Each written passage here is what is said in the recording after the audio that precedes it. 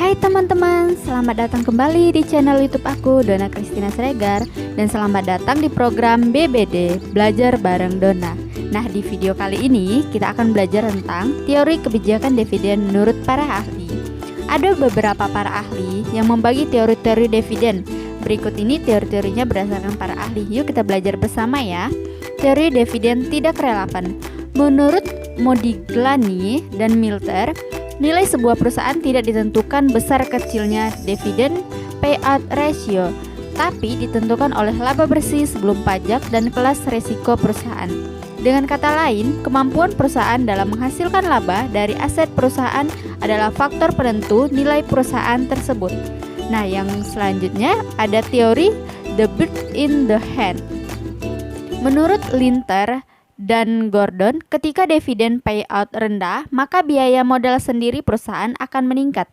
Hal ini disebabkan karena investor lebih memilih dividen ketimbang capital gains. Teori perbedaan pajak. Teori kebijakan dividen menurut Litzenberger dan Rawaswamy, pajak diberlakukan terhadap dividen dan capital gains. Namun, para investor lebih menyukai capital gain karena pemegang saham dapat menunda pembayaran pajak. Yang selanjutnya ada teori signaling hipotesis.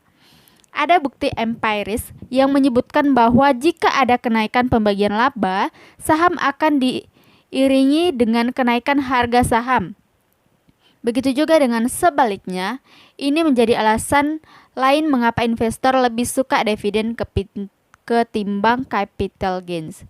Selanjutnya ada teori client effect. Menurut teori ini, para pemegang saham punya sudut pandang berbeda terhadap kebijakan pembagian laba sebuah perusahaan. Dividend payout ratio yang lebih tinggi disukai oleh investor yang butuh penghasilan saat ini, sedangkan investor yang tidak begitu butuh uang saat ini lebih memilih jika perusahaan menahan sebagian besar laba bersih perusahaan.